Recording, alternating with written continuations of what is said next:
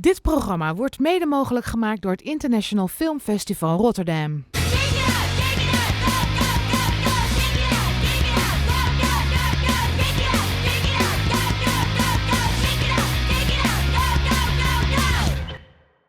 Welkom bij Big Talk van het International Film Festival Rotterdam.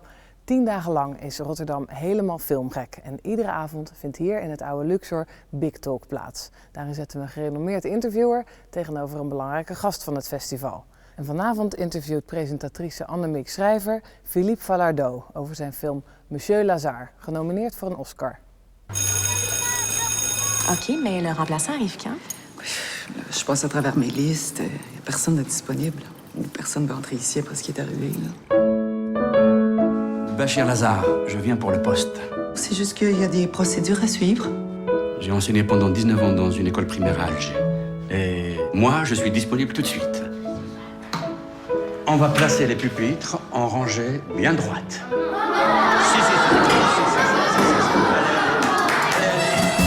On va faire une petite dictée. Question de savoir où vous en êtes. Pour le niveau des dictées, il faudra vous ajuster. C'est tiré de La peau de chagrin, d'Honoré de Balzac, que vous connaissez sans doute. On faisait jamais de dictée. Jamais? Pas Balzac, en tout cas. Je pensais les amener voir le malade imaginaire. Ils vont être surexcités à l'idée. Puis comment ça se passe dans la classe? Silence. Bien. Vous n'êtes pas d'ici, forcément, il y a des nuances qui vous échappent. Après ça, c'est sûr que on préfère que vous vous contentiez d'enseigner et non pas d'éduquer notre fille. T'es parti à cause du terrorisme en Algérie? On peut dire ça. Une chrysalide, c'est un insecte entre la chenille et le papillon. Dans un petit cocon fragile, bientôt prêt à déployer ses ailes. Comme vous.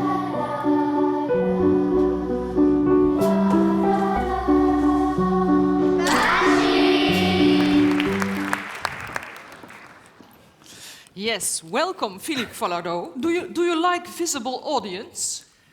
If I like what? Audience? The audience. Yeah, I better like audience because we make films for the audience. I like also this chair. Yeah, I'm not sure about the pink, It's though. scary. But is it scary to watch your own movie with the audience? No, I have to admit something. If it was the first, the world premiere, I would be so nervous. I would hide behind this. But now that the film has been showing, it's just I have only the fun part. The pleasure of sharing the film with the audience and being there after the screening also to answer your questions if you don't, Yes. run away. That's great. And you are nominated with the Oscar. Am I? How is that?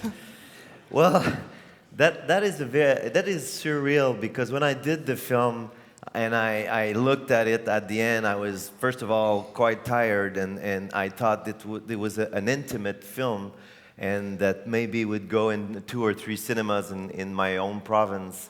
So I was wrong and to my pleasure, but to my surprise also. And the long process to the Oscar was very emotional and very stressful. I remember just the night before the nominations were announced, I had this bad dream. I dreamt that I had a screening of my film and the image was nice and the sound was nice, but all my characters were speaking in English, thus disqualifying the film for being best foreign language film. And I was running up and down the aisle in my dream saying, I swear this is in French, I don't know what's happening. So tonight, barring a catastrophe, you should see subtitles there and it should be in French. So, can you tell us something about the story of the movie? Yeah. First of all, it's adapted from a play I saw 4 years ago, a one-man play, and I was really touched by the main characters. It's the story of an Algerian immigrant in Montreal who becomes a substitute teacher in an elementary school after the tragic death of the teacher. And I guess that what touched me was that this immigrant also has a tragic story, and as a refugee, but it's not the main focus of the film. The main focus is how he deals with grief with the children and how he brings them, past this dramatic experience. And did you immediately see what kind of film it would be? with a school, and did you see pictures? Well, you know, watching the play, because it was a solo play, you have only one man on stage, so as a spectator, you have to imagine the other characters. So I guess at that very moment, I started writing my own film in my head, just like any other people there. And I remember I was sitting with my producer, and it was a coincidence that we were there the same night, but after the play, I went to him and I said, "We're doing this." And he looked at me and he said, "We're doing what?" And I said, "We're going to do a film with this." And he was not convinced because it was a one-man play, but as a scriptwriter, it gave me, after that, some maneuvering space to create around that character. And of course, we asked permission from the playwright to do a film with it. And she said yes? She said yes, and she became my first reader every time I wrote a version of the script. I wanted her to be the guardian of her own character. I didn't want to turn her character into something else. So you felt free to make it your story? I think it's the only way you can do it. First of all, the cut and paste was impossible in that situation. So in any film, I also adapted a book for my last film before. The only way I think to make an honest film is to take it and make it your own, and try to draw from the emotion you had the first time you read the book or you saw the play. And there's an issue in the film, it's your issue, I think, it's not in the play. I thought that the relationship between school children and adults, what about it for you? Well, yeah, as you're going to see in the movie, there's all sorts of rules and regulation. I don't know if it's like this, it has become like this also here in the Netherlands, but in North America, everything is codified, everything has rules, regulation, and we tend to forget to leave the teacher invest his own space in class and make the class resemble who she is or who he is. And there was a particular issue about how we can't have any kind of physical contact with the children at school. Of course, for good reason, because, you know, when I went to elementary school, I got a few of those. Yeah. And I guess it's okay to stop that, but in the process, we stopped also the fact that you can take a child in your arm to console him if he's unhappy or things like that. So I tried to explore also that issue in the film. And did you hug with the children? Did I what with the children? Did you hug them? Well, I remember the first day of, you're going to see an actor, he's like chubby, and he's very likable, and at the end of the first day of screening, he went to me and, like this, Yeah. and I was like this. And it's not allowed. yeah, I was looking right and left and saying, "Is there any witness here?" And he's hugging me. But at the end of the shooting, of course, everybody was touchy, feely, you know, us artists. And but at first I was really, because as a man, also doing research, because sometimes I would stand on the other side of the fence watching the children have fun in the schoolyard, just to see how they play, to document my film. But as a man, you can't just stand there for more than 10 minutes because the police can arrive. Yeah. Yeah, I understand. These children are very special. They moved me very much. How was that to work with them? Well, it's been my second film with children, and every time people they have this premise that it's tougher to work with children. I don't think it's tougher. I think it's more work. But it's different kind of work, and I take my time in the audition, and during the shooting I use a huge stick, and it works very well. But no, I don't use the stick. I use I use a coach who works with me during the rehearsal many months before. So when we're on the set, if I don't have time to be with the kids, she can continue working with the kids. And I think they're quite generous, luminous, they work hard, and they eat way less than technicians, so it's good for the budget. Yes. This girl, Alice... By the way, stop laughing, it's not a funny movie, it's a drama. Well, you like humor, although it's very... it's about grief, this film, but there's tenderness, there's humor. Is it possible to say before, I want humor, I want tenderness, so I have to do this and that? I mean, can you... You have to orchestrate think it? about that during the script writing, about the use of what do you want to do with humor in a drama. Because the premise is still very dramatic. You know, Algerian who has a dramatic backstory, and he replaced a teacher that dies. So to make sure that the film doesn't drown in the ocean, you make sure that you use humor to lift it up a little bit, but not in terms of joke, in terms of how you see the reality, how sometimes the cultural difference can draw a smile on you, how the absurdity of the school system can be funny at some times. It depends on the way you look at it. So I try to use humor like that. And this Monsieur Lazhar, his name means bringer of luck? Yeah, Bashir Lazhar. Bashir means bringer of luck, and Lazhar means chance. And it's quite fitting, I think, for their relationship and how he appears in the movie, just a little bit like an angel out of nowhere for these children. Does he looks like you in his heart? That's a personal question. Wow. Thanks. I think no, I don't want to say that, but I certainly can say that he moved me. So he touched something that was inside of me as some kind of generosity. But I also found the character in the play interesting because of his sense of dignity. The fact that he was very quiet about his own life and trying to help the children. And with immigration, I think so often it can be like that. It's the people, they will be maybe very, not shy, but they won't want to reveal their old backstory, and it can be perceived sometimes as being cold or distant.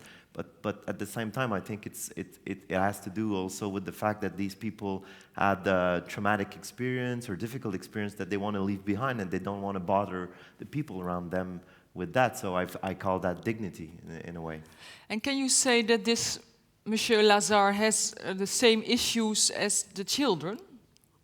Now we're revealing some very important dramatic... Well, about death, about grief, about not saying anything. The mirroring of their trauma and his trauma was interesting to work with in the script, yes, definitely. And it was there in the play, although the children were not there tangibly.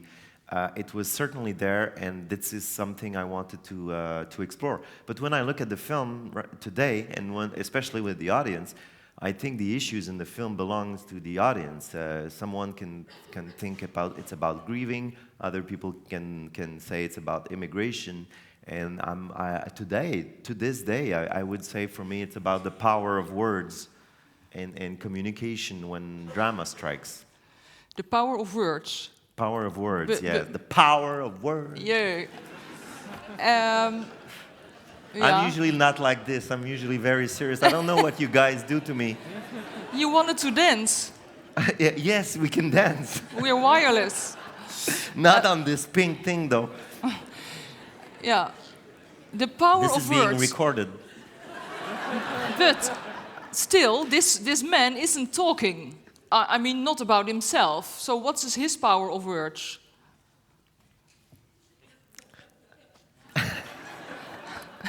Those interviews before the screening.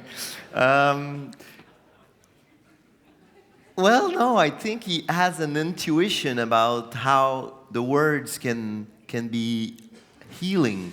And of course, his dramatic experience is that he's not talking, but like we have a saying in French, cordonnier mal chaussé. It means, what's the English word for cordonnier? Shoemaker, huh? Okay. The shoemaker who has bad shoes. Oh, yeah. So I think he's the shoemaker who has bad shoes, you know? And it's like suppose your love life, okay? Yeah. Are you... maybe you're good. Maybe you're good. You can with your friend. Listen to me. Yes, I listen. and one ear. I think we're the worst people to try to figure out our own love life, but we can help our friends sometimes to, listen to them. So it's the same thing in this situation. I think he's the worst person to help himself. Yes, in Dutch that's... I don't want to know bij de you. loodgieter lekt de kraan. Toch? What was that? The plumber has a bad water system. Ah, okay.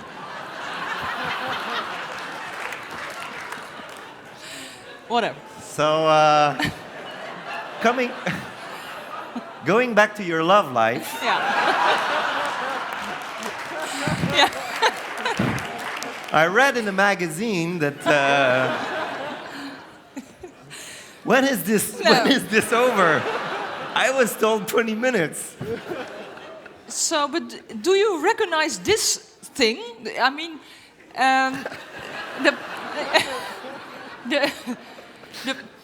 what you are you want to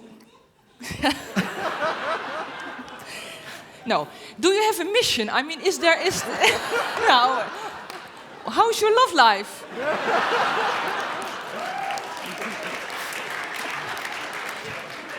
And that is all the time we have tonight. Thank you for coming.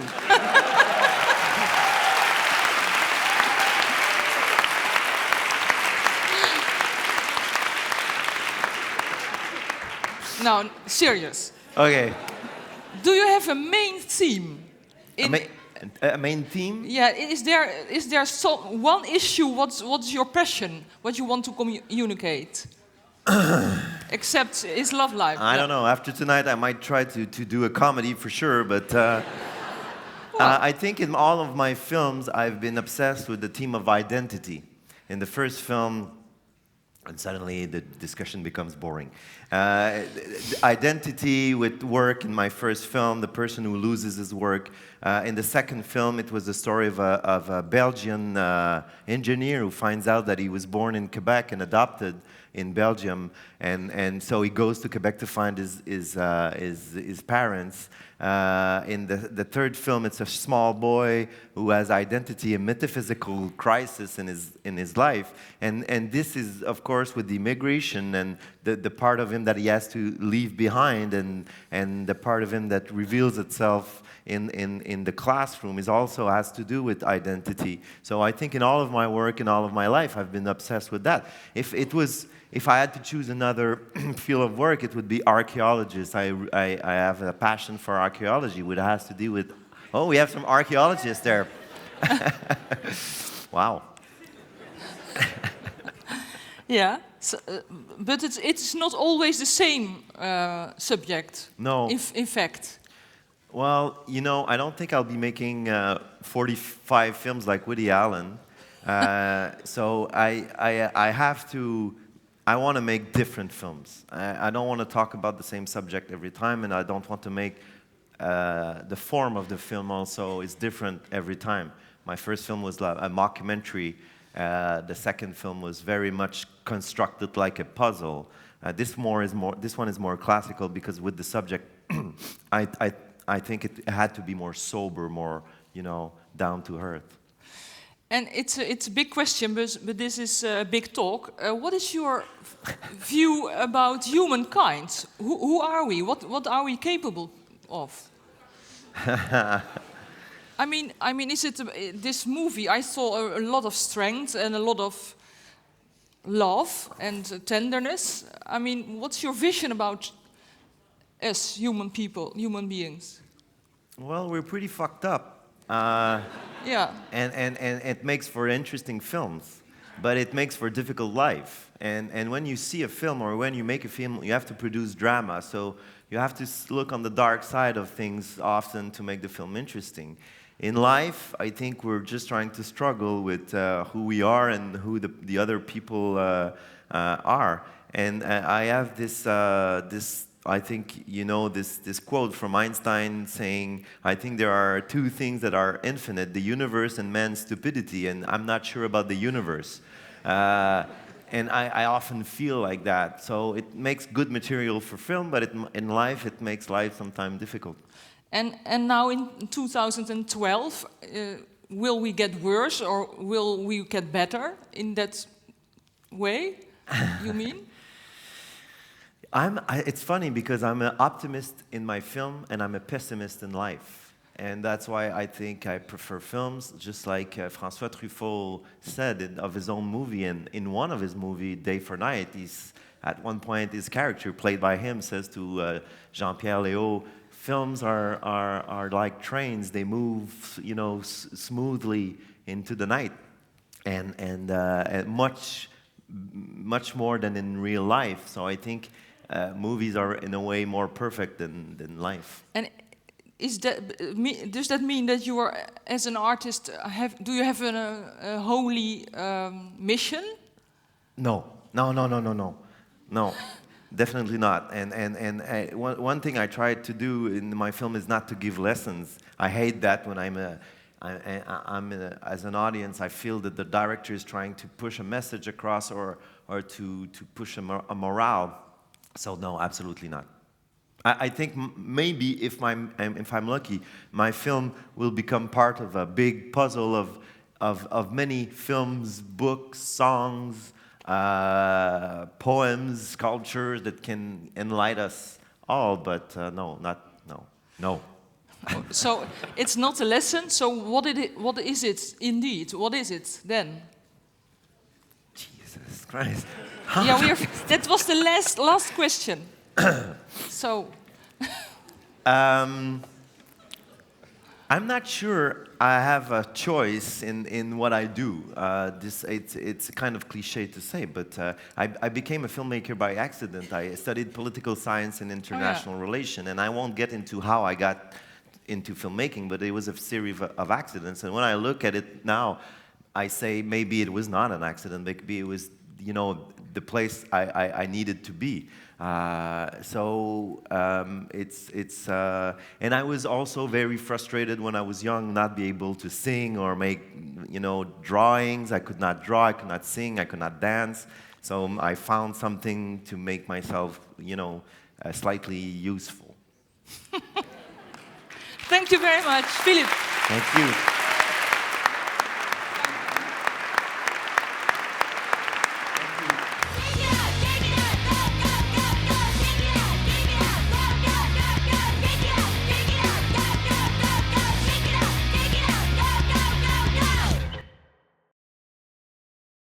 Dit programma werd mede mogelijk gemaakt door het International Film Festival Rotterdam.